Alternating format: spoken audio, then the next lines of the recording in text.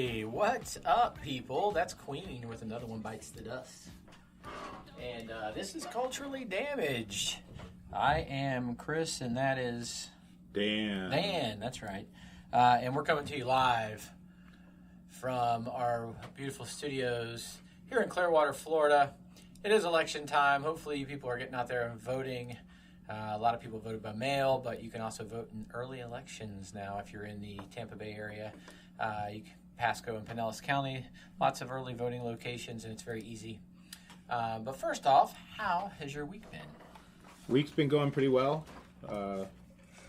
Lots of campaign stuff. So we're finally getting towards the end of the primary election here. The home stretch. Of the primary. Just the primary. Primary. So in most judicial elections, I think they're going to finish up. Almost all of them, right? Except for maybe yours. Except for ours, yeah. You're So everybody lucky else. guy, you. Yes. Everybody else has two people are running for each seat. So that automatically means that it will be decided at the end of that the race. So.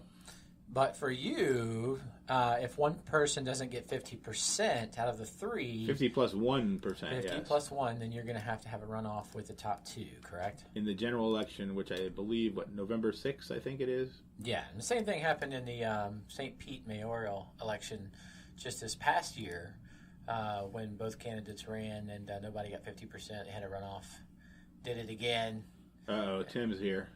Oh, hey, Tim.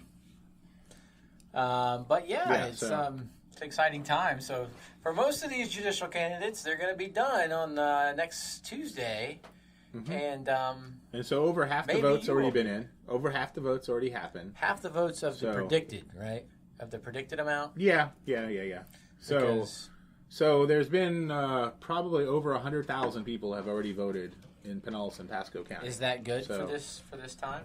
It's probably a little ahead of the schedule, I guess. Maybe a little bit, but probably I estimated it would probably be around 200,000 people would vote. And so pretty much what will happen is about 3/4 of the people or so will have voted before Election Day.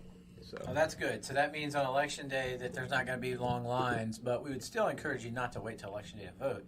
I voted the other day, early voting. I like to check out the early voting just to see how it goes, and it was super easy. Everyone was really nice. Now, my beef is that there's only 3 early voting locations in Pinellas County, and there's several more in Pasco County. However, if you live in North County, you're kind of screwed because you got to go downtown Clearwater, which can be a little bit of a hike and high traffic. But once you get there, it's free parking. You go in there, the people are really nice, at least they were to me, and gave me my ballot, and I was in and out of there. I'll have a talk with them if they were nice to you. Minutes. I guess they didn't get my memo. Well, they must not have saw my party affiliation. That's correct. I thought you guys were voting on the 29th or something. Yeah, they handed me the right ballot, though, because it had all the... Didn't have my name on it, did it? Didn't have clown on it or something? No, that would be the Republican ballot. That's incorrect and uncalled for. Yeah, I'm just teasing. I have some Republican friends. Did you see our signs over there at the supervisor elections? I did see a Dave Ellis sign. I saw every sign, but yours stuck out because it was higher than everybody else's. Always got to be a little bigger, a little taller.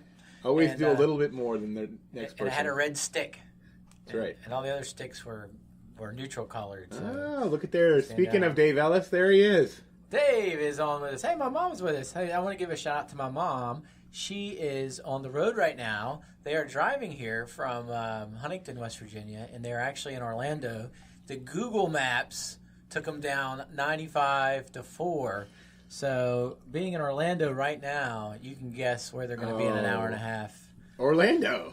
Yeah, maybe Orlando. If they're lucky, they'll be Western Orlando. They'll be sitting on 275 in a parking lot. Or just entering Tampa. Hopefully they can get past that. If they're not through Tampa by 5. Yeah, well, they're still going to get caught up in the Disney stuff too. So it's going to be a long haul from here.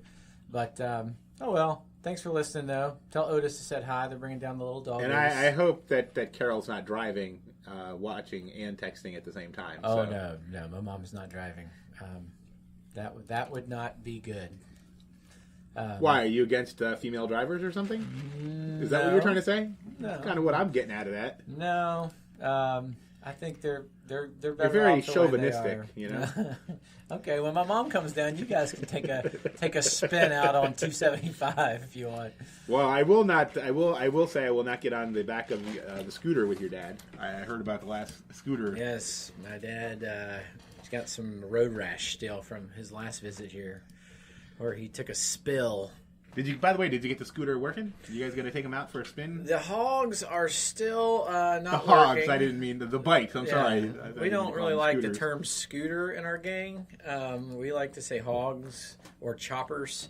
They are not operable right now, but Allison has added motorcycles to her AAA card, and so they will be coming out to pick it. We talked to Tropical Scooters. We said our batteries have died. They said, "Oh yeah, they're only good for about a year." Oh, nice to tell you. Nice to find that out now. A year battery. Like AA batteries, my remote control lasts longer than that. Well, let me tell you, it's like when I had the rear end fixed on the Jeep. So they did it, and we're talking about adding or re-gearing it. Like, while we're down, we can just put a whole new re-gear system. We'll re-gear it for those big tires, and it's only like an extra $100. I'm like, all right, sounds good. Well, I didn't know that I wasn't going to have 4-wheel drive until I got the front re-geared. Oh. So what was just a couple $100 is going to, in the end, be a couple $1,000 if I want to get the front to get 4-wheel drive. I mean, the Jeep runs great. Are you going to be mudding? No. So it's a very low priority. So those days are over. The off-roading in the Jeep. Yes. Well, in this version of the Jeep, yes. Someday, perhaps, but a 20-year-old Jeep is not going back out on the Not trails. going back out to the swamps. No, it's going to be a mall crawler. A mall crawler. Nice. Mall crawler. Nice. Well, so Dave, I see that Dave is joining us. The Dave Ellis, who has been endorsed by the Tampa Bay Times. Recommended. I don't think they use the term endorsed, but recommended. Same thing. But, I stand corrected. As campaign manager, I don't want to be affiliated with people who are making fake news here. Oh my God. There's so many things I could say right now. But hopefully Dave is out there busy kissing babies, shaking hands with this stretch here going. But we're glad to have you here. Well, Dave's going to be participating in the legal clinic that I'm going to be going to at 6 o'clock at the Mount Carmel Church. So very cool. A little north Clearwater. Well, mid Clearwater, but kind of north. So what do you guys do there? Explain that. Well, so what we do is we team up with Bay Area Legal Services, and so Mount Carmel Church has been a very good community partner. Yeah, and so they've been really good about trying to get their parishioners and also other just community members together. And so the Clearwater Bar with Bay Area Legal Services, we bring out private attorneys, and they will offer to give consultations and legal advice at the legal clinic. So Dave and I have decided to go. I'll be doing estate planning, probate, living, healthcare surrogates, living trust. Living wills and stuff like that. I'm sure Dave will probably be there for family law. How can I sue Walmart? I slipped and fell on a cauliflower. I'd be happy to take that case for you, sir. And I hit my elbow. I'm looking for about $250 million. Can you make that happen, sir? I can get you a couple $100. You know how much you can get for a slip and a fall these days? It's good business. Actually, as Dave, on the way, there we go, the legal clinic. We're getting there a little early, but I'm going to have to talk to Dave and some of he's got some chiropractor friends. And I just wonder if any of those, who are those people, if they're referring any sort of personal injury cases, and maybe if I can help get Dave elected to the bench, maybe get a couple of those, start doing a little personal injury work. That sounds kind of shady, man. At least teaming up with some personal injury attorneys. Yeah, to help me do some new personal injury work. I don't want any part of that deal that you're talking about. That sounds like a Michael Cohen deal. I don't. Your boy. I don't want to be a part of that. He's coming over to the good side. I think he's finally figured out. No, hey, that guy's a thief. They're all thieves. They're all thick as thieves, and it's kind of funny that he's turning. He just said a couple months ago he'd take a bullet for the president. Yeah, but turns out he won't even take a couple charges. He's already going to get in trouble. He's in trouble. He turned himself in. They haven't even charged him with anything. He just went up and made some confessions. I think it's going to be a whole lot about nothing again.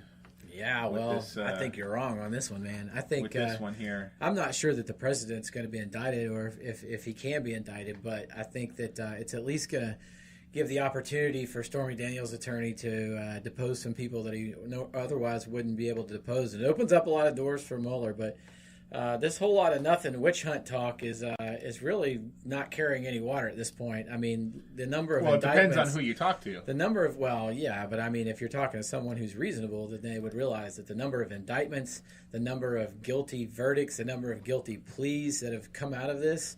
man, you talk about draining the swamp. We're really draining the swamp right now. There's no guilt by association, thankfully, in this country. Maybe in the media, in the fake news. There's only one thing in common that all these people have, and it's that they worked for somebody. And, I'm sure we can find some other common trait. If I wasn't holding this mic right now, bet you I would they're all rub my citizens. hands together and go, "We'll wait and see. The key, we should be, actually, I made an assumption I shouldn't, but maybe most of these people should be U.S. citizens at least, right? Most of what people? That are getting that Trump employed, I would hope. I don't know what you're talking about. The Trump You said employees, what else do they have in common? I'm just saying, they're all U.S. citizens. Besides indictments and all these other negative things that you like to bring up. Yeah, like indictments. Yeah, they all have eyebrows, man. Yeah, that's true. All this negativity from the other side of this table. Another good argument for Rudy Giuliani over here. The truth isn't the truth. Man, he's got to get off TV, dude. No, he's perfect. He's perfect. You've got to admit, like, let's be honest with you. Smoke screen here. Oh man, he looks like a blooming idiot. But everybody's talking about him instead of like anything else that's really going on, right? If that was my attorney, man, I think I would make a change. It has to. I mean, there's only one explanation why he's still out there, and it has to be the fact that it's just smokescreen. It's just like he knows that whatever he says, because he contradicts everything. Like he can be on TV one day and then the next day he'll totally contradict what he said. But then all that people do is the talking heads talk about what he said and not about anything else. He literally made an admission on Meet the Press when he was talking to Chuck Todd, and Chuck Todd called him out on it, and then he says he didn't do it. Like he said it, and they turn around and say he didn't say it. I mean, it's misspeaking happens. I don't think he knows the law very well. I mean, Rudy Giuliani was a good politician during 9/11, and as a mayor of New York, I think he was a successful mayor of New York. As a U.S. attorney, I believe, from what I've heard, he was successful and as a prosecutor.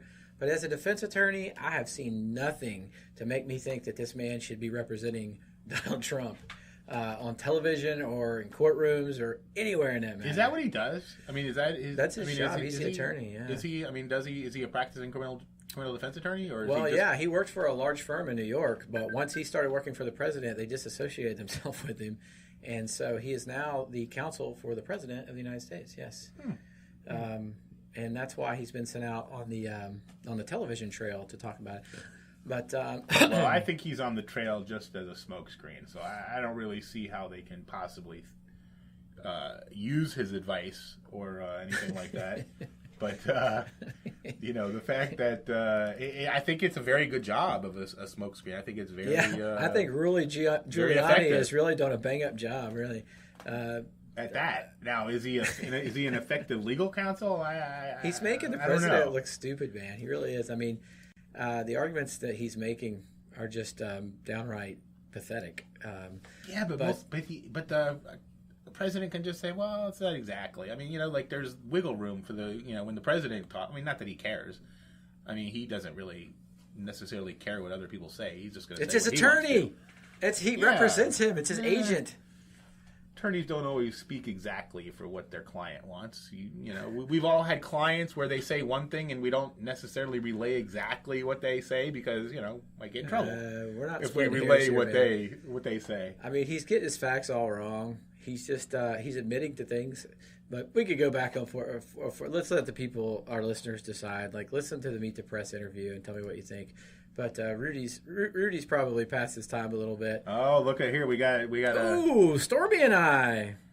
The fact that they still talk about the Stormy Daniels thing, like, it's just been a boom for her. Like, can you imagine like how much more business she's gotten and how much more money she's made through all this? Yeah. I mean, look what happened to what's her name, your favorite out there, Lisa Ann, when Palin was the vice presidential nominee and how her career took off. Lisa Ann. Lisa Ann. Who's that? Oh, don't act like you don't know who Lisa Ann. Dalen Palin. Oh, come on. Oh, there we go. There's pornography made about Palin by a particular porn star, and she got famous for it. I just, deleted those off your laptop 2 weeks ago. Why are you on my laptop? About. Did you have a search warrant to be on my laptop?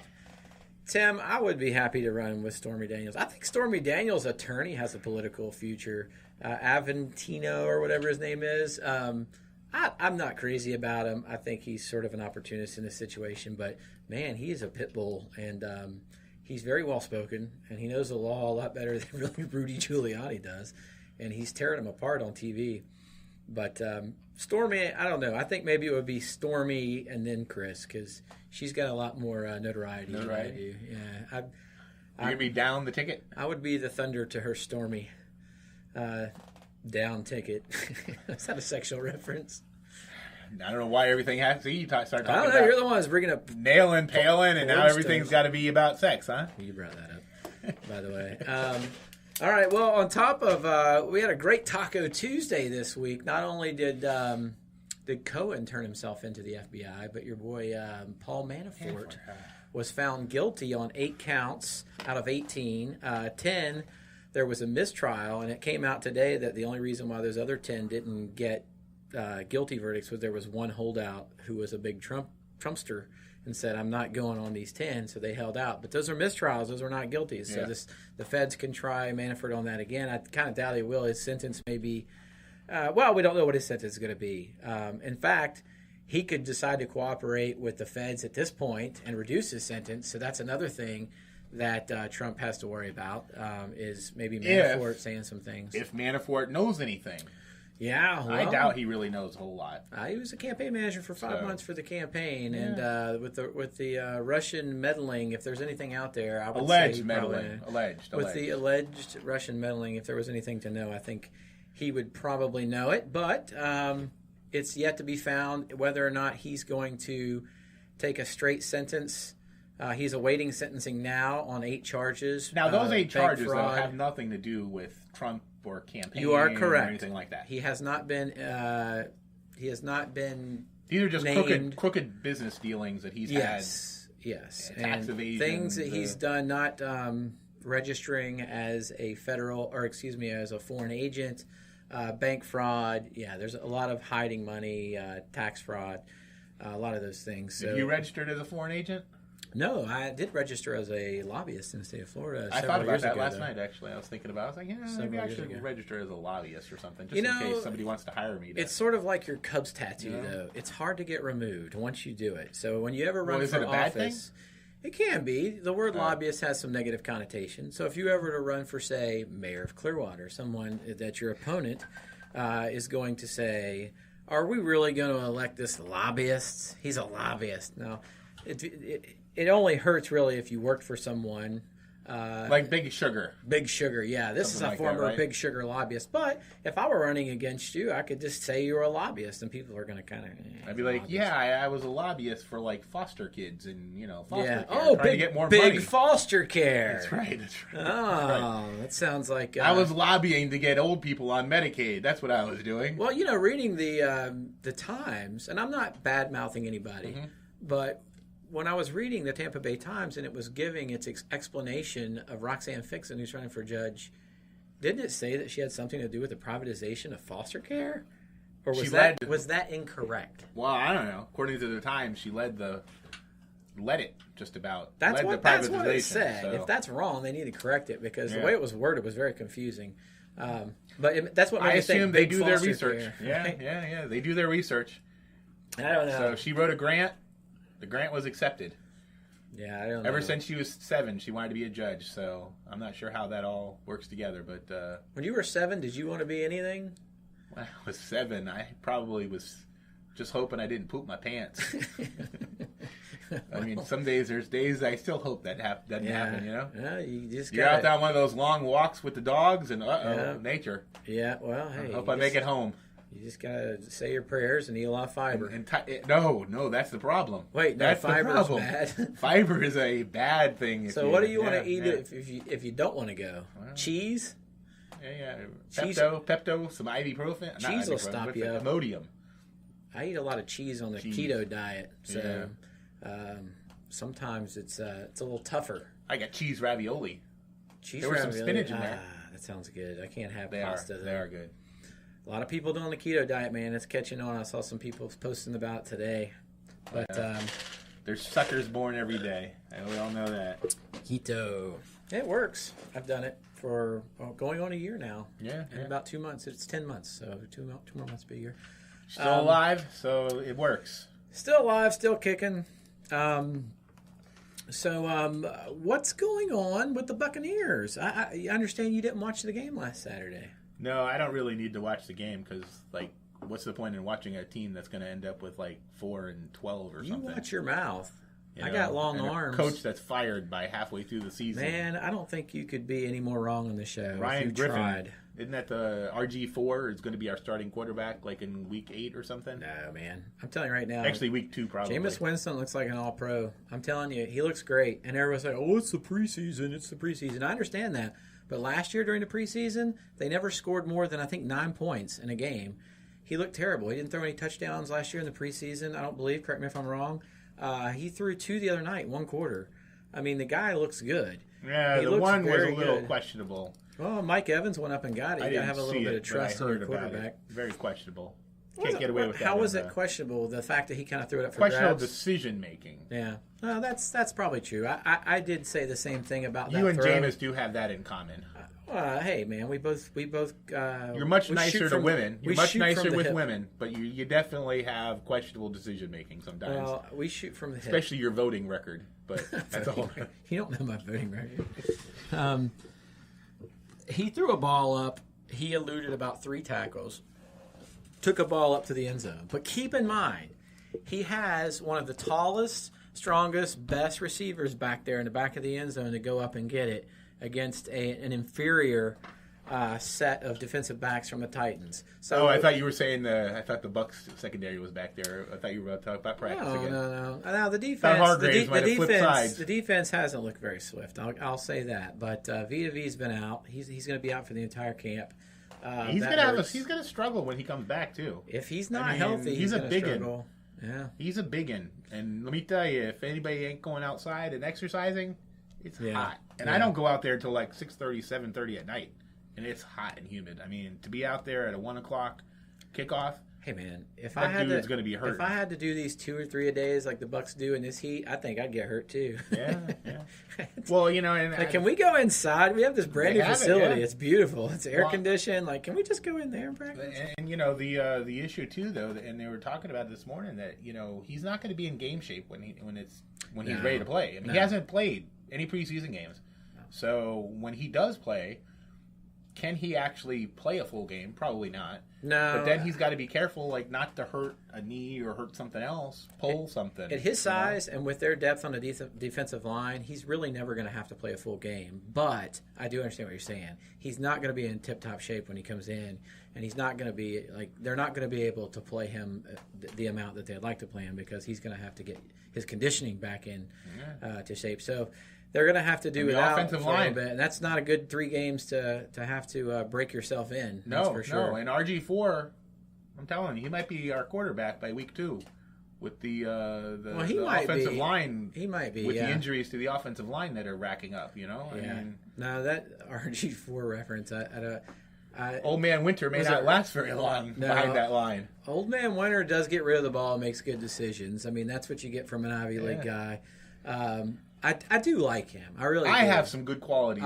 Those are the same. See, I'm like Old Man Winter. See, I'm a little older than you. Yeah. A little wiser. Mm-hmm. Good decision making. You went to the Harvard of Southwestern West Virginia. Yes. Marshall. And USF. Yeah, wow. You put those together. And Seminole High School. I mean, it's like Harvard, between Yale. these all green schools, they have to equal something, right? Yeah, well, I'm green with envy that I didn't go to all those schools. I went to one of them. And Stetson was green. So they're all, the same color, so it has to mean something. So you choose your colleges based on color. Except, well, I kind of, because I went to University of Florida and it didn't work out, and they were blue. Yeah. So you're like, man, I got to go green. I know, and green is not really my color, so. Well, I would say it is. It's my color, but it's not my color. It's not really in my color wheel. It doesn't really go well with my complexion. Oh, you're more of an autumn.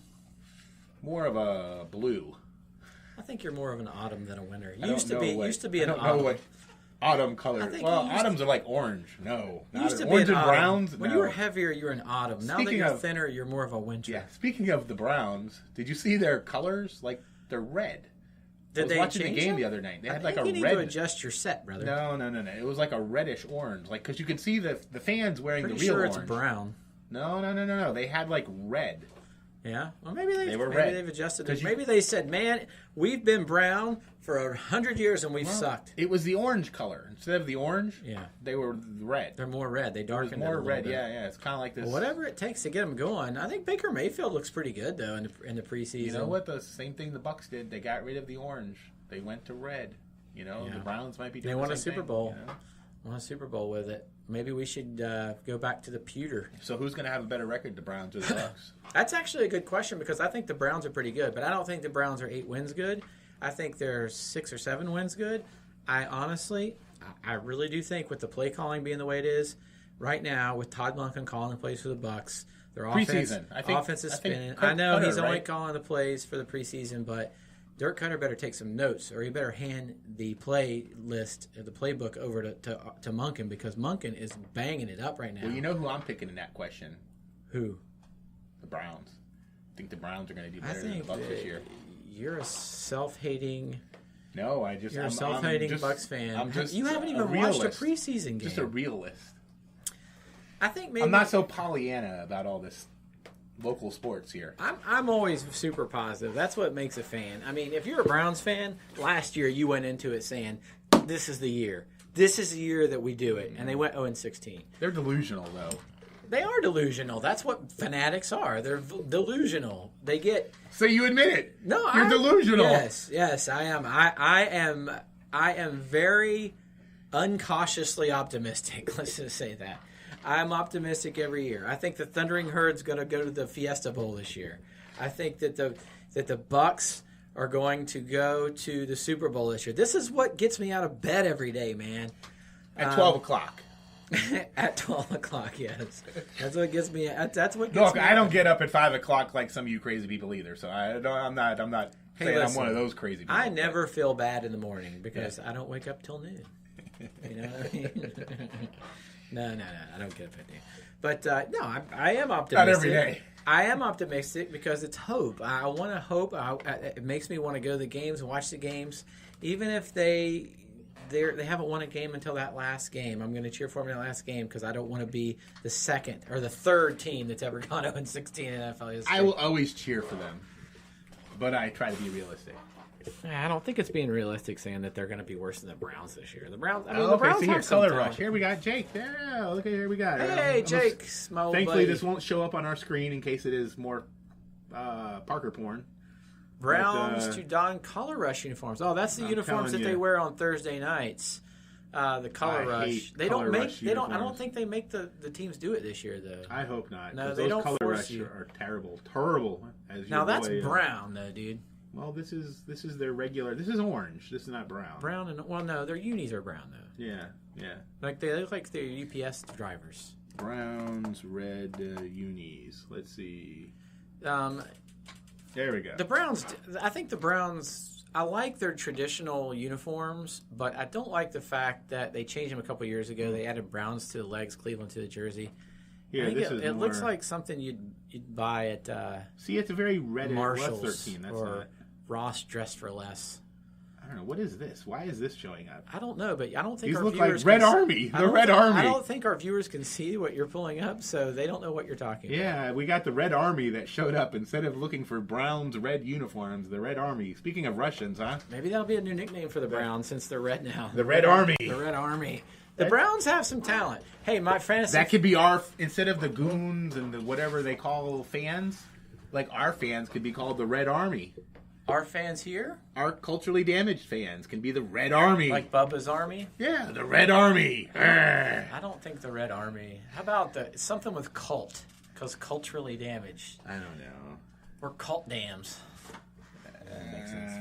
Damn cults. I don't know. The Red Army sounds good. We can put like little Russian flags or something. Yeah, that sounds pretty typical for a Trump supporter. Hey, they're our friends. They are your friends. My countrymen. Are you playing in fantasy football this year? Or are you going to own a team? I'm hoping. Well, you better figure it out. At the time is coming. I'm waiting for an invite. Really? Yeah. Shit, I wish I'd have known. I would invite you to our league. Not. Well, you got to have. It's got to be Sorry, fair. we're at 12. You got to be fair. You don't Legs want someone. locked. You don't want someone to just come in and clean up everybody. It's embarrassing when that happens. I noticed your fantasy football trophy's not out there anymore. It used to be one sitting out there. Actually, it's in my office now. I do. Do you have a fantasy football trophy? I made one, but I didn't win it. Oh.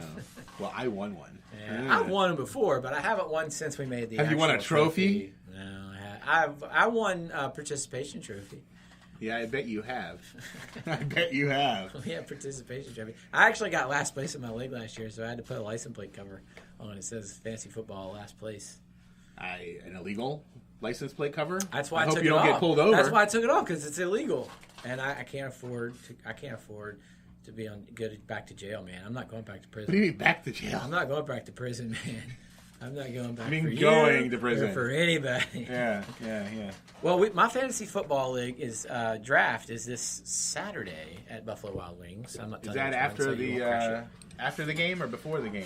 During the game, the Bucs play Friday night this week. Okay. The Bucs play at home on Friday night. How many Bucs are you? So are you going to draft Jameis Winston? That's the big question. I would probably. Would you draft? I would draft Jameis Jameis. Yes, I would draft Jameis Winston, but as a quarterback one. Oh no, he's going to miss the first 3 games. That's crazy. Why would I do that? If he wasn't missing the first 3 games, would you draft him as a I think he's going to put up big numbers. He always puts up big numbers. Listen, quarterbacks are a dime a dozen in this league. Most quarterbacks are only like a half a point apart at the end of the week. It's a wide receiver and running backs league. And well, do you trust the Bucs offense? So it's not. So this is because the quarterback is half of the thing, right? Because that's only half of it. Because who the quarterback is important, but also the offense of that team is equally important. So, given that, I would never take Jameis Winston. I think Jameis Winston has a lot of tools, and his timing's been very good. And I'm scared about this offense now with the offensive line. I'm scared more about the offensive line. The players around. I'm not scared about Jackson. I'm not scared about Evans. The quarterbacks. I mean, the quarterback, wide receiver, running back, tight ends. I'm not scared about. I'm scared about this offensive line right now with all the injuries. No, I am concerned that we have that their injuries. Marpet. Right. They need to get these guys. Position in his third year. They got to get these guys healthy. There's no doubt about that. Jameis is going to have some Their left tackle is down. But protection's been good in the preseason, even with the backups. Well, left tackle is down, though. He ain't going to start. Is that McDougal? No, Donovan Smith. Donovan Smith, yeah. Who a lot of people around town don't like, but I don't think experts think he's very good, though. I don't know, man. I mean, I don't know. He's got to be the best lineman that they have. That's the problem. As a left tackle of a right-handed quarterback, because he has his back, right? Mm-hmm. But he hasn't. I don't know. I'm not sure he's the guy. He is a top-notch guy according to the experts, but the experts. I wouldn't have minded seeing the Bucs draft a big tackle. It would have been nice to get the big kid from Notre Dame that went to Indianapolis. They say he's tearing it up right now in Indianapolis. Special teams is where it's at this year, says Jake Boland. Jake Boland's known for some fantasy football wins, but I think his wife has won a few more. Kendra has won it a couple more times. Chad Matthews never wins. I just want to put that out there for my guys back in West Virginia. But they do have a cool trophy there too. Who would you get if you had number 1 first pick overall and you don't have points per catch? That's the PPC or whatever they call it. It changes the league. Well, PPR, points per reception. Is what's his name holding out in Pittsburgh? No, still, he's playing. I believe he's playing. It's he's saying it's his last year in Pittsburgh. I'd probably Le'Veon Bell. Le'Veon is probably who I'm taking first overall still. Running back, you still take the running back. Oh yeah, first five spots picks. Yeah, if you got a running back there, you still take the running back. If Running backs are gone. See, some of these wide receivers, like what's his name? Antonio Jones? Brown. Right? Brown. From, not Pittsburgh. Brown. No. I would take him. Antonio Brown from Pittsburgh is phenomenal. Julio Jones is a little slippery right now. It's hard to say, yeah. He's really good, but he doesn't score that many touchdowns. And, that's part of the argument. The problem, he wants all this money.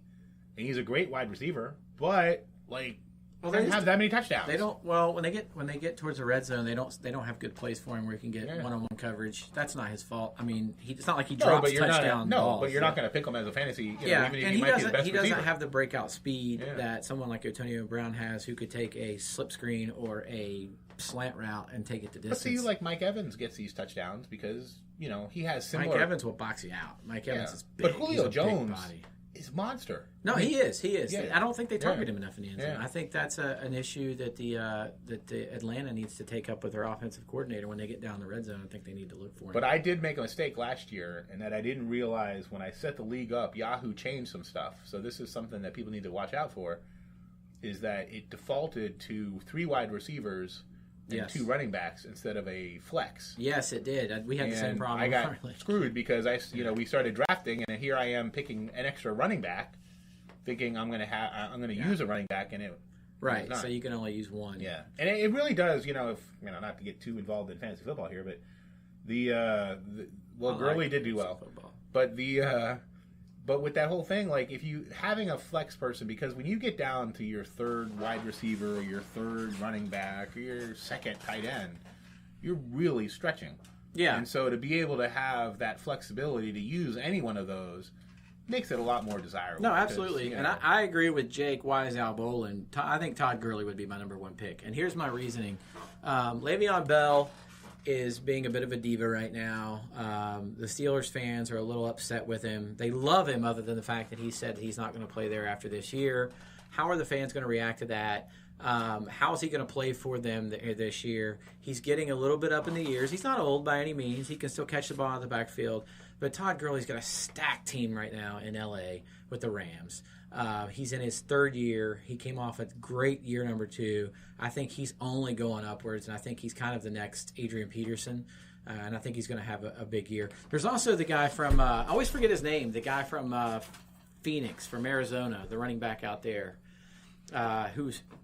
he has a phenomenal year. He's just Sanders? He carries a team every year. Yes, Barry Sanders is exactly what I'm talking about. Hi, Linda. You probably know what I'm talking about. Hey, Linda. My favorite supporter is here. Yes. My biggest supporter. Your muscle. That's right. She bullies me around. We haven't gotten in that heated today, Linda, so we probably don't have to worry about Chris dying. No, he doesn't. At least not by my hands. He doesn't have any arguments. Rudy Giuliani over here, he doesn't have any arguments. He just told me that truth isn't the truth. But one thing before we get to I want to get on this before we get too far down the street here, and I hate to go back to politics now that we're on sports. Talk about politics with you. But locally, we mentioned the other day I saw on Facebook that the Pasco County Republican Party had duly endorsed Donnie Lohr and Don McBath. Yeah, I got some beef with that. Yeah, I don't know if you do or if you're willing to talk about it. But let me tell you something. It's an embarrassment, is what it is. It is no surprise to anybody out there that I am not a Republican. Okay, but this McBath officially, you mean, right? Internally, you kind of are. Well, this is a character I just put on the radio. Yeah. Is it Don McBath? Donald, I think. Donald McBath. Yeah. Has come out and Twitter and tweeted disrespect for Muslims, and I think we can pull these up as exactly how he said them so that we don't paraphrase him. But this guy has gone off the deep end, and he's not walked anything back. He's doubled down on everything he says. He says that a person is not a Muslim. What is it he said here? You're going to bring these up here, and we're going to read them off to you. But this is a Tampa Bay lawyer who I think is based out of Pasco County. Who has come out and said all these things about different people that's very stereotypical. He says Muslims are deranged. He says never trust a Muslim. Some so-called Christians believe that there is nothing in the New Testament regarding homosexuality. Wrong. Homosexuality is condemned by Jesus, and if the homosexual continues committing that sin of sodomy, his soul faces internal damnation. You can't wait until you die, yada, yada, yada. I mean, these are some very radical things to say for someone who's running for a position in which you are going to get up and you're going to be on a bench and you're going to be judging the character of people who are Muslim and people who are gay. And the Pasco County Republican Party has decided to co-endorse Donald McBath as running for judge in the Sixth Circuit. That is an embarrassment to someone who lives in this county, someone who used to live in Pasco County. If you don't have the courage to stand up against somebody who is not fit to be judge and who would probably be removed from the bench once he would be elected judge if that happened because of his racist remarks and his remarks against people of different lifestyles, then you're not worth it. You're not worth the time of day to me. No, I would agree, and I don't know that there's any candidate. I'm not going to speak for the candidates out there, but I don't know that there's another candidate out there who thinks that he should be even running for judge, given the things that he has said, what it does to the actual position of judge, the fact that he's actually running and he's out there. And so it does a disservice to the position as circuit court judge, and the fact that they've somehow, in their mind, actually backed that person is beyond me. It really is. And, we're seeing a lot of issues right now with the Catholic Church. Mm-hmm. And what if I came out and said all Catholics are perverts? And I said because of the acts of some people, that would be ridiculous, right? Because even though there is a problem within the church, we know that all Catholics aren't deranged. We know that there's an issue, and that would be ridiculous to say. And I believe if I said something like that, it would get a lot more of a response than what he said, which is sort of why part of the hypocrisy. But Doneen Lohr is a very good candidate. She sat right here on our show. She's a prosecutor who with several years' experience and she's a Republican, I believe. I'm pretty sure she's a Republican. She's gotten endorsements. I'm not sure, but I think she is. Well, remember though too, the endorsements of everybody in North Pinellas and Pasco County are Republicans as far as the constitutional officers. So I'm just saying, if every I don't want to get into that about what her party affiliation is, but she's been endorsed by every other Republican. She's been endorsed by the public defender and the state attorney who goes against each other every day. Mm-hmm. I mean, she's the ideal candidate. All they had to do. I mean, she's been endorsed by now every other group, every major regardless group of on political both sides. spectrum. Yeah. What is wrong with just endorsing her? Yeah. Well, even if you don't like her, stay out of it. Like for some reason, like if you don't like her. I can get it. Like, if people don't like somebody, fine. How do you endorse him, though? That's where is the Pasco Republican Club that hateful that they can align themselves with someone like that? I mean, I don't care if you're a conservative or you're a liberal. You're on the wrong side of history if that's what you think about people. I wouldn't feel comfortable going to a meeting. I wouldn't feel comfortable. I mean, I'm not Muslim. I'm not gay. But I would not feel comfortable. I wouldn't feel comfortable bringing a friend or just to a meeting of people who would be willing to do that. Yeah. Well, shame on you guys. Shame on Pasco County Republican Party for standing up for a guy with so much hatred in his heart. And I hope everybody that's in Pasco County that's of a different religion than Christianity or of a different lifestyle other than being straight remembers that this is what their leadership is doing right now. And if you're a Republican... Well, you need to go out there and tell them. And that's the thing. If you're speak up. If you're a Republican in Pasco County, I mean, hell, if you're a Republican anywhere, you need to let the Pasco... it's the Pasco County Republican Executive Council. You need to let them know that what they've done and what they've endorsed is not acceptable.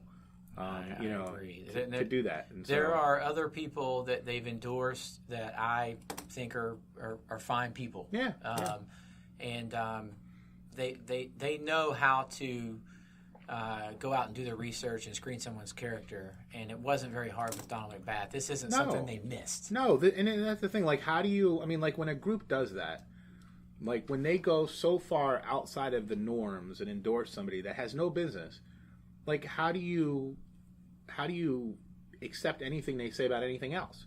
Like, you don't want to throw everything out, but that's like people who read the Tampa Bay Times and they read an article that they disagree with, and then they just throw the entire paper out and saying these people are all, liberal trash and all this other stuff because of a couple articles that go the wrong way. Where it's just simple-mindedness, man. It really is. It's not wanting to take the time to do your own research and think about things. But like I said, it's not hard research. It's not. They had to know. They knew. It was a Tampa Bay Times and story. They said it's fine. Yes. They said we're okay with that. I mean, that is the most recognizable thing about Donald McBath is what he's been saying. That's the only reason he's gotten any press. It's not even like regular politics. Like regular politics, you can say, all right, I don't really like what he said, but he really stands for the other principles in my life that I care deeply about, whether it's small government, whether it's, big tobacco, whatever. Mm-hmm. A judge, I'm promising to be fair and impartial and judge accordingly. And by the way, all of these people that meet this criteria are deranged. But I can still be fair. I can still be fair. If you were picking a jury and a juror came up and you said, juror number 4, can you be fair? Yes. And then you said, well, what do you think of Muslims? And the guy said, well, I think they're all deranged. Would you pick that guy thinking that guy or woman could be fair and impartial? Yeah. No, it's impossible. In fact, you would be able to strike them for cause because they've shown you that they can't be fair and impartial because of their beliefs about a certain group of people. And they've actually said it. There you go. They said it out loud, and they tweeted it. Yeah. So there's a lot of people out there who have similar feelings, but they just keep their mouth shut about it, and they're not as not that it's a good thing. Yeah, I guess you give the guy credit. He stands behind what he says, but that doesn't mean that he should be endorsed by a major political party. No, this is something that you would think like a fringe group, some sort of anti-Muslim group or something. You would expect them to it's scary, endorse man. him. But it's scary. What's kind of happening right now is these people are kind of being emboldened, and they're kind of coming out more so than they did 5 years ago. And now all of a sudden, you can chalk it up to whatever you want to chalk it up to. But I've seen more people emboldened to be racist and discriminatory now than I've ever seen in my life. Maybe as a child. When people were a little bit more open. Back in the days when we watched Blazing Saddles and some of the language that was used in that movie, I watch it now and I'm like, whoa, how is that possible to say things like that? But things have changed, but man, we're going backwards with things like that. But I'm glad you brought it up because I think they've got to be called out on that. And I would agree with you. Contact them. If you're listening to our show and you think that's wrong, contact them. Because look, I'm not leaving, I'm a Republican and I'm not leaving the party. And if Pinellas did it, I would have real... it gives me pause right now just because Pasco did it, about being a Republican. Well, the Pinellas County Republicans have some sense. It's a different group. They have sense. But still... It's definitely a different They're different not that group. far away. I don't know. I haven't dealt with them that much. But Geographically, I'm just saying. They're not that From far what away. I can see from the outside, they seem to be a very reasonable group of people. For the most part. I dealt with the Republicans in Pasco County during my time of running a campaign for a candidate up there a few years ago.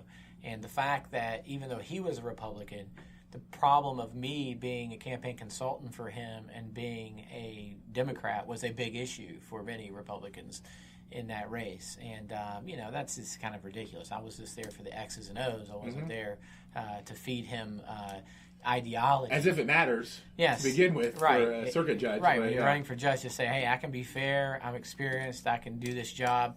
But they do care. And I'd say as campaign director, campaign manager for Dave Ellis, you've probably gotten a lot of questions as to what Dave's party is. Yeah, I get some looks. And they won't. And when you don't answer, because you're not allowed to answer, they're not really happy and they think you're lying to them. Yeah. Well, I do get the things because I have been... I'm obviously much more out there than any other managers are, or By out there, you mean like at forums, at events, you're meeting out with there, people, actually with him. Okay, so you're active. Most people who do this kind of stuff, it's more of a consulting, true, behind the scenes. I'm actually out and about everywhere. So people do look me up because I go to things, and I've had a couple of questions, and I remember somebody was asking me about, this and that. And I say, well, I'm very socially liberal. And I'm, more this. Well, he's like, if if you're a conservative from a business government standpoint, you're a conservative. And it was just, it was the same mentality because, look, am I a Republican? Yes. Am I right down the middle, probably like with a slight lean to the right? I'm not conservative. Anybody, I can't ever say that I'm a conservative person. Yeah, you're a moderate. Moderate, and that's what we hope people will be. Yeah, but, you're a dying breed, though, man, because people are falling further one way and the other way. It's like the middle is a big hill, and everyone's sliding down one side or the other, and there's barely anybody standing at the top of that hill. And we were talking about this earlier. Gwen Graham, who's running for the governor of Florida on the primary side, we're going to have a very close election between Gwen Graham, Green, and Gilliam, who are all coming down to the final stretch here in this Democratic primary. And we were talking about the same thing with Gwen Graham. Gwen Graham's probably going to be left out only because of the fact that she's a moderate, and that during these primaries it doesn't help to be a moderate because you're only going for the Democratic vote, and the base is made up of people that are far left. Well, and when you have a voting record too, and yes. that becomes her real problem, just like anybody else who has to run. When you're an executive, you hold an executive position as mayor, governor, or these kind of things. You don't have to actually do anything until it gets to your desk. You can't place votes that can be twisted and turned around. I mean, you do have a record of your agenda that you're pushing, but it's a lot hard. Different with a vote. As a mayor, it's really hard to be progressive. Well, not only that, but let's look at as a representative for Northern Florida in the U.S. House of Representatives. Gwen Graham is not able to be the liberal soldier that they want her to be. Her district is made up of very conservative constituents. What, Jacksonville? No, she's actually up towards Tallahassee. Oh, okay. So she's got. You mean Southern Alabama? Yeah, not liberal? Exactly. It's in the Panhandle. So for her to even have won that seat is an accomplishment. Now, for her to govern from the center, I think is more than fair. But Gilliam, on the other hand, who I like, but was the is the mayor. I do not like, obviously. Is the mayor of Tallahassee, and as the mayor of Tallahassee, a lot of your constituents are very liberal. You have a very much more left leaning because of FSU, because of the minority population, because of Capitol Hill. So you really don't have to go into it being conservative. Yeah, and you can't. You can't. I mean, from her perspective. You can't be liberal. I mean, from that. From hers, you can't be. I mean, if she could be, she probably would have, but she couldn't because of her constituents. She did things to be effective, and she's having that used against her now. Bernie Sanders has supported Andrew Gillum now, and that has given him a huge boost in the last week in the polls. So now we're expecting a dead heat between 3 or 4 different candidates. So it's almost like the Republican side with Trump backing DeSantis and then Putnam. Yeah, sort of. Yeah, Bernie Sanders the endorsing Gilliam, and then you got Gwen, who's probably the more... And I would say on the Republican side, Putnam would be definitely the more establishment type candidate. You think so? Yeah. Why would you say that? Because he comes from the Republican Party of Florida as far as, being Commissioner of Agriculture and just being established within the party. Okay. And having those elected, and educate me here because I'm not real sure. But DeSantis, is he more of like a Tea Party guy that kind of came from the fringes? I've never heard anything about DeSantis until he was endorsed by Trump. Well, DeSantis has been in Washington for quite a while, and his big thing is he's a JAG officer. I do appreciate his military service. He's a father of a young child and his beautiful wife. But both of them seem to be fighting over who loves Trump the most. And Putnam lost that battle. You don't joke. You outright say it, but the Republican Party has become the Trump Party. Yeah, and a lot of people have said that, and a lot of that I would disagree with up until what I've seen more recently, and it's not that Trump. His policies and his agenda, I agree with for the most part. I don't agree with everything, but for the most part, I agree with the policy standpoint. The part that I can't ever agree with is like how he treats people, how he's on social media, what he says to people, and the different things like that. But the party really has become, and I'm on all these Facebook groups, I'm in these different discussions and all that kind of stuff, the message boards, as they like to say. back in the day. It really is about, do you support Trump? How much do you support Trump? Mm-hmm. You know, do you support him 100%? Or are you only supporting him 95%? Mm-hmm. And the 95, and what drives me crazy is 95 is not good enough. Mm-hmm. You know, because somebody else is going to say, I love everything about Trump. Yeah. I love everything. I don't care. I love it. And that's a scary thing. Not just about him, but it's a scary thing for people to feel about a leader, because they no longer care about anything else. And not that I'm concerned about where our country is headed because of that, but it's a scary thing that people... It's a bit of a cult of personality, and it's either you're with me or you're not. And it's a vast difference from now. I don't know if you remember 2002. I know this goes way back. But George W. Bush had about the same numbers, approval rating numbers, as Trump did. And candidates were distancing themselves from him. They didn't want anything to do with him. In fact, if he wanted to come to a rally, they said, we don't want anything to do with you. So even though he had about 35% of the electorate approving of his job, it was gaining, though, because 9/11 had just happened. But before 9/11, it was really low. But now that 35% is just like, you know, they're do or die. They would take a bullet for him, as Michael Cohen said. But if it came down to it, would they? I don't know. Michael Cohen wouldn't.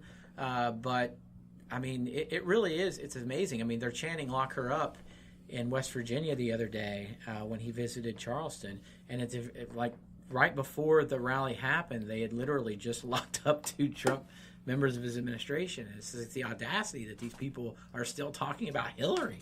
Why are they still so obsessed with locking up Hillary, building the wall? These chants are so tribal and just. Well, that's what it is. I mean, it is. I mean, it's a human nature, societal thing. You know, like when you get down to it, and this is a big part of. You know, I've had discussions with Dave about some of this stuff, because at some point, human nature takes over. You know, like we do a lot of stuff in life to alter human nature. You know, whether it's jobs, sleep patterns, medicines, all these other things. But we're still biologically the same as we were hundreds of thousands of years ago. Yeah. And there's certain things, and there's a certain percentage of the population that cares about certain things, and the rest of them don't. And they don't have the ability or and so they just, lowest common denominator. It's tribalism, Yeah. And it really is an interesting theory on what's going on right now, and that these people are sticking together based on these, core beliefs, and everything else just doesn't matter. And it's whether you're with him or you're not. And it's these short tribal-like chants that they've got going that are almost ritualistic. I mean, you could argue that every campaign has chants, but these lock her up. Like, why is that still a chant? It's almost like it's just it's like build the wall. When are we going to stop with those? I mean, at least come up with some new ones. The wall thing, at least, like, to me, there's a legitimate purpose for the wall. Like, locking Hillary up, what good does that do to the country? Like, the only thing I don't really care. Like, Hillary is in the past. 2 years ago. Like, that's in the past. We've moved on from Hillary. I still don't understand what. There's not even an investigation. I mean, it was look, back then it was funny. I mean, like, to me, like, there's a certain, like, level of humor to certain things, but at some point it goes beyond that, and you move on. You're mature enough to say, all right, well, that joke was kind of funny when it was, when it first happened, but 2 years later, let's move on and start actually worrying about the issues. I don't mean to be the sourpuss here, because I understand there is some humor to it, but when we start flirting with the idea of even talking about incarcerating our political opponents, then you have to start to realize why people compare him with Putin, and why people start to think that he is tugging the line on wanting to be a dictator. Those things are dangerous when you put them all together. That's what starts to worry me. He's a mediaist. I guess my problem, the biggest, if there is a problem I have with Trump. I'm not going to say if there is. I mean, there is a problem. It's that he's running the country like he does a reality show or a media personality. He's never stopped being a media personality and being the president. And I think that's where probably my biggest problems are. Is that he has never been able to separate himself from a media personality, and everything is still about ratings, about sound bites and clips and things like that. Well, it's utter chaos, but it keeps people's attention. And he likes to work, it seems, he likes to work under those conditions of utter chaos. Or he gets bored.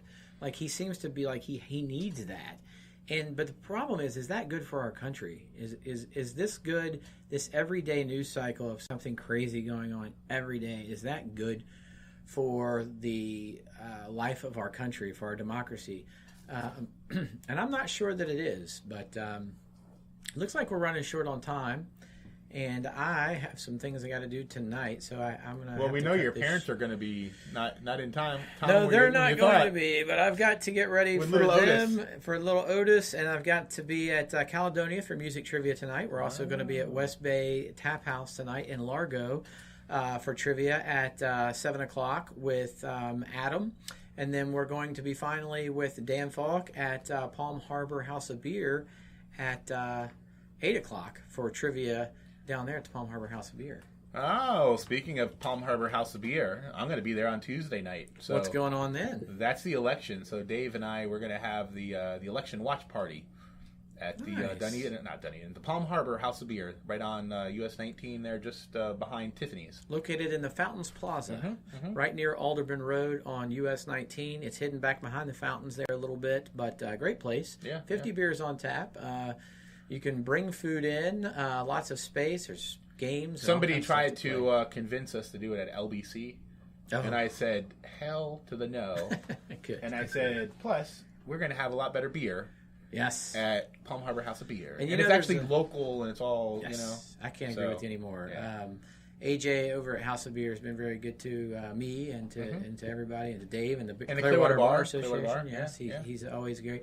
So he's probably not listening, but if you get a chance to go down to either of the House of Beers, they're both great. Great owners, great guys, great beer. So I encourage you to come out there. Are you inviting our listeners to come out on Tuesday if they have? Yes, I am inviting everybody to come out. So the polls close at 7, and just so everybody understands how this works is that the supervisor, they don't start counting ballots at 7 o'clock. Okay. So every time somebody sends in a mail ballot, it gets counted, the vote's been recorded, so they're tabulating all this stuff as it goes. So even during the day, during election process, those scanners are sending information to so really what the supervisor of elections has done, mail ballots and early vote, that's already in. So at 7 o'clock, boom, those numbers hit. Boop, hit a button and it pops up. Yeah. And so the only thing they're left to calculate are the actual last few remaining day of ballots. Yeah, the election day ballots. And so for the most part, most elections, they know by 7:05, 7:15. So if you want to come by, now that did not happen 2 years ago with Judge Irizarry and Dwight Dudley. That was tight. It was 1,200 votes, and it took us until about 7:45 or 8 o'clock before we could tell who won that. So 8 o'clock was the latest on a really close one. So this one, but I would get there by 7. Is what I'm saying. Yeah. So if you want to, anybody's welcome to show up at any time. But if you want to be there for the results, you definitely want to be there before 7 o'clock, because most likely it'll be over before 7:15. Now I don't want to jinx you, but if Dave does hit 50, are we gonna uncork some champagne? 50% plus 1. Well, yeah. We're gonna do a lot more than just uncork some champagne if that happens. Ooh, okay. So I don't know what that is gonna be. Challenge accepted. I don't know what that's gonna be, but there's going to be some free drinks at Palm Harbor House of Beer if Dave wins. That's going to be really tough. That's a high bar. That's a very high bar. Yeah. That's a very high bar. He's got two good opponents. One good opponent. Formidable opponents. One very formidable opponent. Yeah. One who has no business being in this race, but we'll leave that to our listeners to figure out who that is. I honestly would agree to that with no experience. I've never been in the courtroom. I can't argue with that. Look, I shouldn't be judged. I have done the same number of trials as that person. Well, I've been in the courtroom more times this week than this person has ever been. Yeah. So that's and I'm not qualified to be a judge. But anyway, hopefully you get to 50%. But we'll have another. Unlikely, 99% chance it will not happen. But if it does, you definitely want to be there, because there will be lots of free drinks. Because what that will mean is it will mean that I'm done.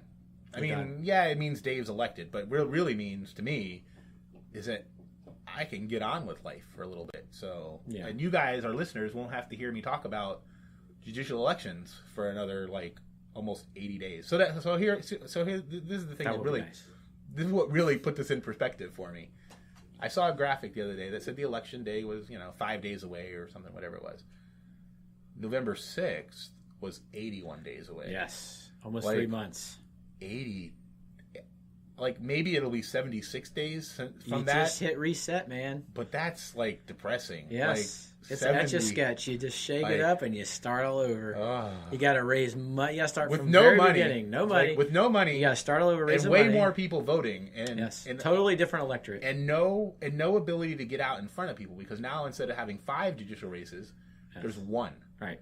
Who cares about 2 people running for judge? People kind of care when there's 11 people running for 5 spots. You have a gubernatorial election going on, a Senate election going on. These are the big high-ticket items. And the political people who were kind of helpful during this process... Now they don't care. Now they don't care because now it really is red versus blue. Right. In the past, it was red versus red, blue versus blue, so a lot of people didn't really care. I feel bad because they felt like as long as our party... I know. So it'll be exciting. You take everything in life, and I will say I have a lot of fun. It's a lot of work. Running for anything is a lot of work. Helping someone run is a lot of work, but it's a lot of fun. You get to meet a lot of new people. Evan Freeman just joined us, also party to the party. So Evan has been endorsed unofficially by the Culturally Damaged show. Yes. So we encourage everybody to vote for Evan. He came and spoke to us. And if any other candidates would like to come and speak to us before or after Tuesday. Who are not running against Dave, Donine, or Evan. My opinion. I'm open to talking to anybody. My opinion. I'm not here to promote you. I just want to ask you questions and find out what your positions are. I'm not inviting anyone in particular, but if anybody would like to come and talk, even if you're not a candidate, if you just like to come and share your opinions with us, if you think we're both a couple of goofballs and you think that we need to be straightened out, come on in and straighten us out. Yeah, We'd like to hear it. As much as Donine should get more than 90% of the vote, she probably won't, just because there's a lot of people out there that have just no clue. Well, it doesn't help that the Republican Party of Pasco County has co-endorsed Donald McBath. I would say that might be worth 5%. Donine will be under. If it's any, so Dora Caminos, she ran against CK. I forget what his last name. Yeah, I still. And that was about a 70% to 30%.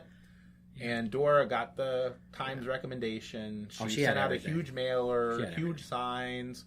Totally outraised them outward. Yeah, CK didn't. He's not a racist, homophobic, but he got 30% of the vote. So a racist, homophobic.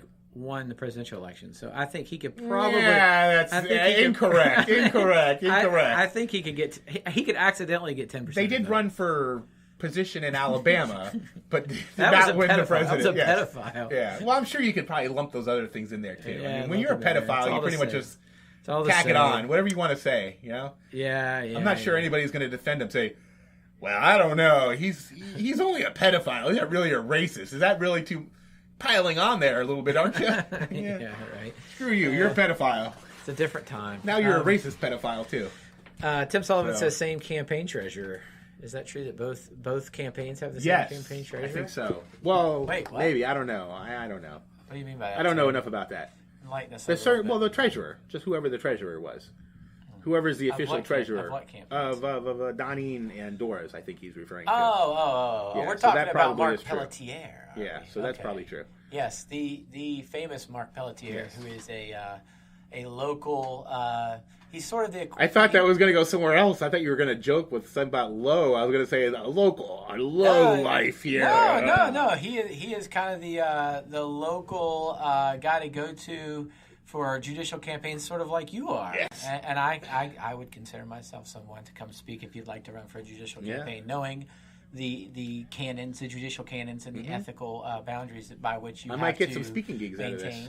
So yeah, but Mark Pelletier also does the same thing, and he works with Tim Sullivan. And let me make sure I get this right: Russo, Sullivan, Pelletier law firm in St. Pete. I may have said the order wrong, but those are some very strong attorneys up there who are. You're about to have your name with somebody too, aren't you? I am. I'm not sure. Are you ready to announce that? Is this my engagement? I should have said something before. No, there is a partnership, a legal partnership, and that's not a romantic partnership. Yet, I actually have not one there's anything wrong with I that. have one of those too, a romantic partnership, but I'm not talking about that. But we are going to be announcing a law firm partnership soon that is going to pop up in the Dunedin area. Dunedin, huh? So I'm going to be Or as Dunedin you and what was Largo. it called What was when what you first called? moved here? Oh, Dunnington. Dunnington, yes. Dunnington, yes. It's no longer Also known as Dunnington. Dunnington. I'm going to be a Dunnington DUI attorney. So Dunnington DUI and personal I'm injury hoping attorney. to get some of that Pelletier Sullivan business, man. Those guys rack it up. They are the best in the business, and so they're hard to compete with, but they are good. Thankfully, there's I enough do admit. DUIs for everybody to take. Yes, huh? hopefully I can get some of those North Unfortunately, Pinellas cases. Hopefully, but that they're hard to compete with. They're good. They're good at what they do. And but that's all I have for today. I've got to skedaddle, Yep. as they say. I hope for less indictments this coming week for you. And Not for me. Yes, yeah, no indictments for I me. hope that you don't have to come. Not that here I'm and aware defend- of. Hopefully, you don't have to come here and defend anybody else next week. No. Rudy's going to get fired this week. That's my prediction. I doubt that. That's doubt my that. prediction. So, well, we'll see whose predictions I come, hope he come does closer, it. Rudy or the Bucks. I enjoy him. Yeah, right. Rudy or the Bucks here, huh? Maybe Rudy could come play for the Bucs. That'd be interesting. Or he could be their public spokesperson. Well, then we'll forget all about Janis. His teeth could Right? be a good offensive That's line. what we should I can do. tell you that. That's actually a bad idea. We can have the Bucks can hire him to be the PR person for Janis. Yes. They will totally forget The anything truth about all is the not nonsense. the truth. Right? Yes. There'll be so many different conflicting stories out there. Nobody will Not know a what to bad believe. idea and a good conglomeration Yeah. of our show's main topics. So Well I'm going to done, be going sir. to the legal clinic here at Mount Carmel. So with Dave.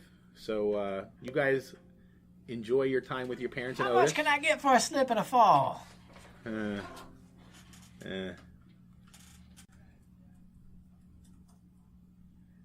As usual, our producer is having some issues with his music here. He's unprepared. I'm going to leave you guys with some Grateful Dead. It's Friend of the Devil. That's what Dan is. The devil.